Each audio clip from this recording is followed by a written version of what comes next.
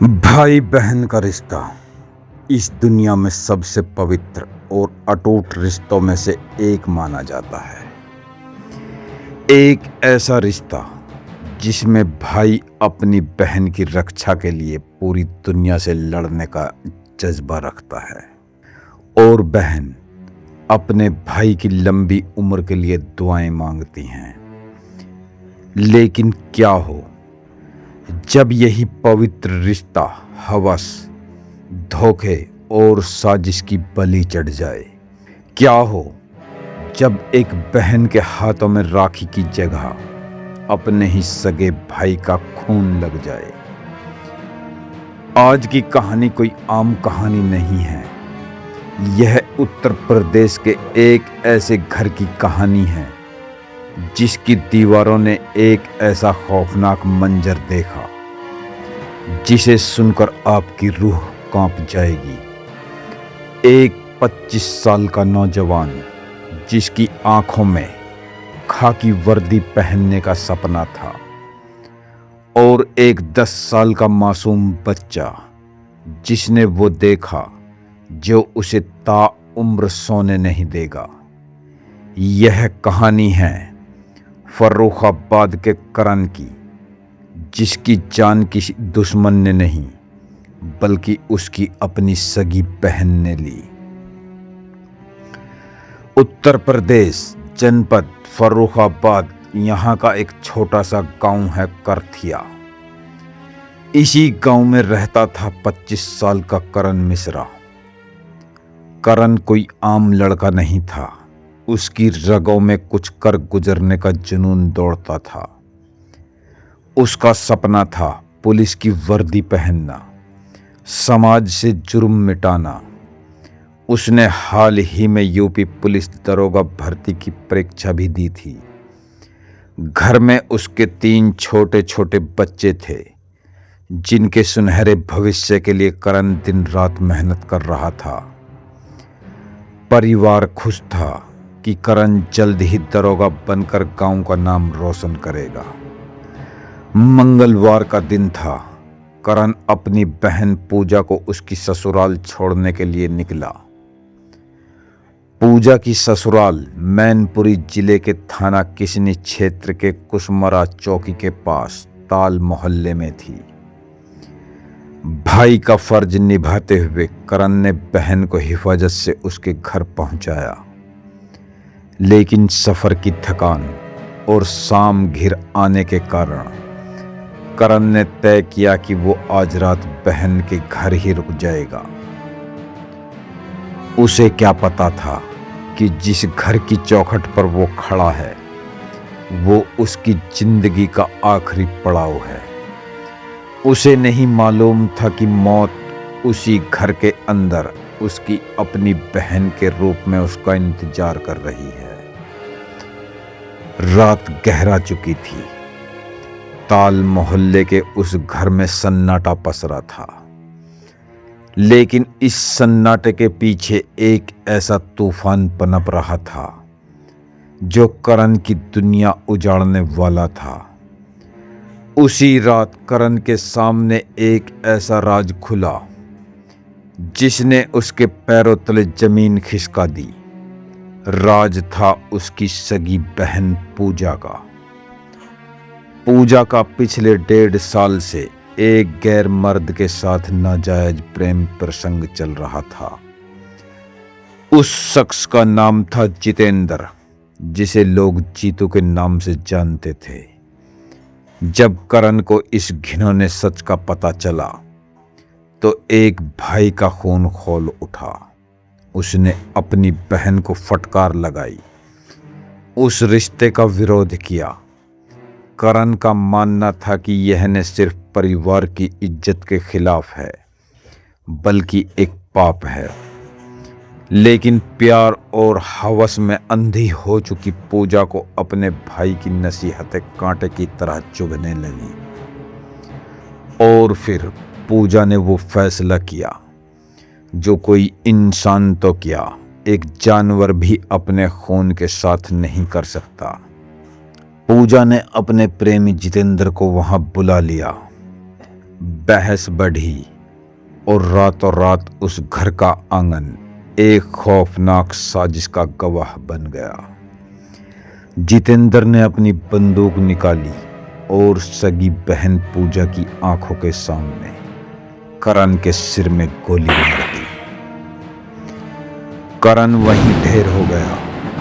जो भाई अपनी बहन की रक्षा के लिए आया था, वो उसी बहन के सामने खून से लथपथ पड़ा था।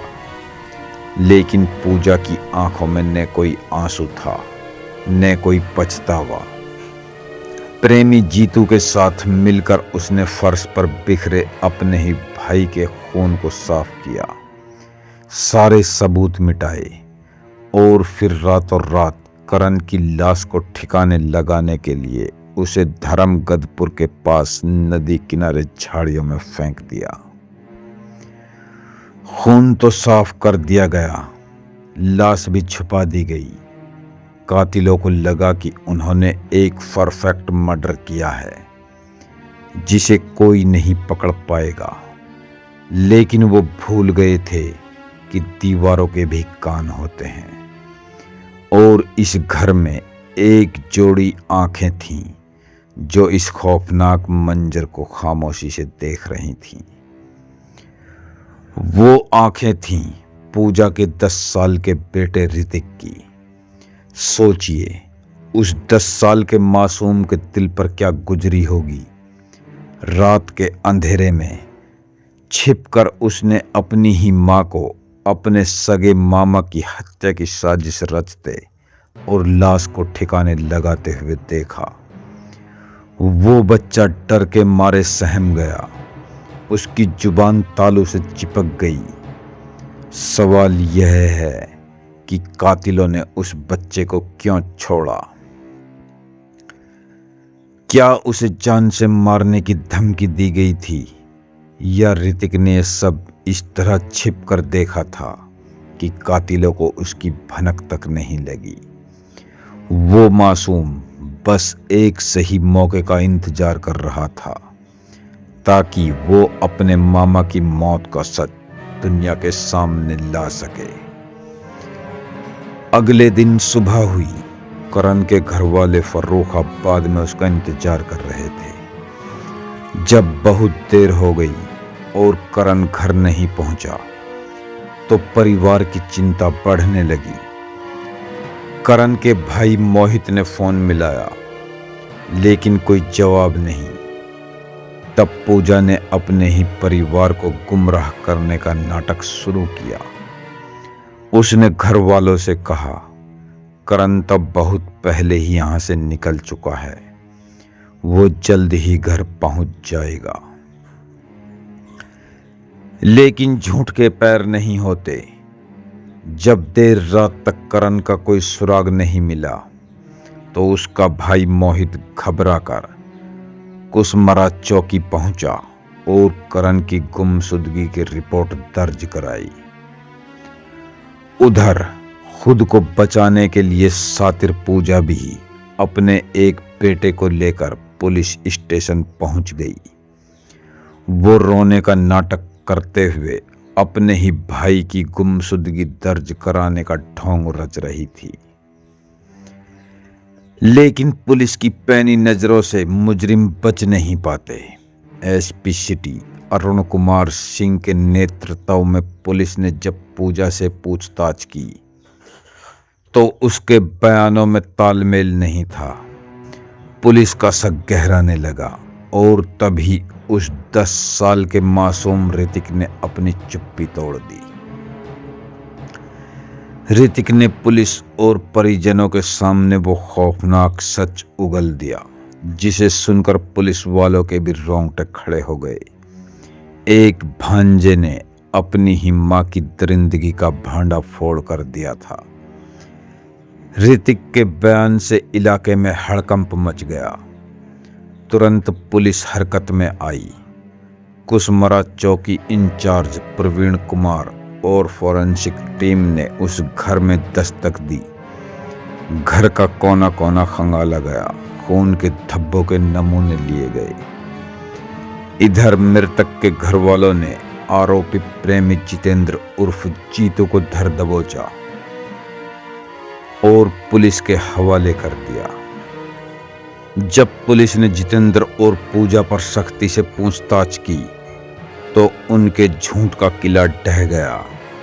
कातिल टूट चुके थे, उन्होंने अपना जुर्म कबूल कर लिया।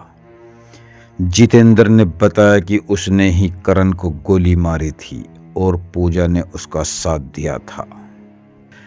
कातिलों की निशानदेही पर पुलिस की टीम धर्मगदपुर के पास उस नदी किनारे पहुंची। वहां झाड़ियों के बीच करण की लाश पड़ी थी। उसके सिर में गोली का वो निशान चीख चीख कर उस धोखे की गवाही दे रहा था जो उसकी अपनी बहन ने उसे दिया था। जिस भाई ने बहन के घर को महफूज समझा था, उसी ने उसे मौत की नींद सुला दिया।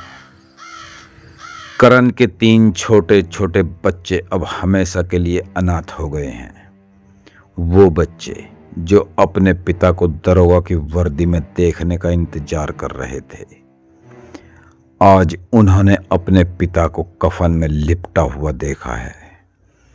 करण का परिवार बिखर चुका है। एक तरफ जवान बेटे की मौत का मातम है तो दूसरी तरफ एक बेटी की इस दरिंदगी ने उन्हें जीते जी मार डाला है। वो 10 साल का ऋतिक जो आज भी इस खौफनाक मंजर से सहमा हुआ है, अब अपने परिवार की देखरेख में है, लेकिन उसके जहन से वो रात शायद कभी नहीं मिटेगी। एसपी सिटी अरुण कुमार ने इस मामले का कड़ा एक्शन लेते हुए आरोपियों के खिलाफ प्राथमिक दर्ज कर ली है।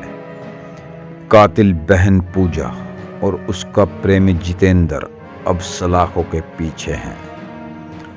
कानून अपना काम करेगा, अदालत उन्हें सजा भी देगी, लेकिन क्या ये सजा करण को वापस ला पाएगी? क्या उन 3 मासूम बच्चों को उनके पिता का प्यार वापस मिल पाएगा? यह घटना सिर्फ एक कत्ल नहीं है, यह हमारे समाज में गिरते हुए नैतिक मूल्यों और मरते हुए रिश्तों की एक खौफनाक तस्वीर है। हवस और धोखे की इस आग ने सिर्फ एक जान नहीं ली, बल्कि भाई बहन के उस विश्वास को जलाकर राख कर दिया है जिसकी मिसालें दी जाती थीं। सावधान रहें, क्योंकि कई बार वो चेहरे जो हमारे सबसे करीब होते हैं, वो सबसे गहरे नकाब पहने होते हैं। दोस्तों, आपकी इस खौफनाक घटना के बारे में क्या राय है? कमेंट्स में ज़रूर बताएं। इस वीडियो को लाइक करें और ऐसे ही सच्ची और रोंगटे खड़े कर देने वाली कहानियों के लिए हमारे चैनल को सब्सक्राइब करना न भूलें। मिलते हैं अगले वीडियो में।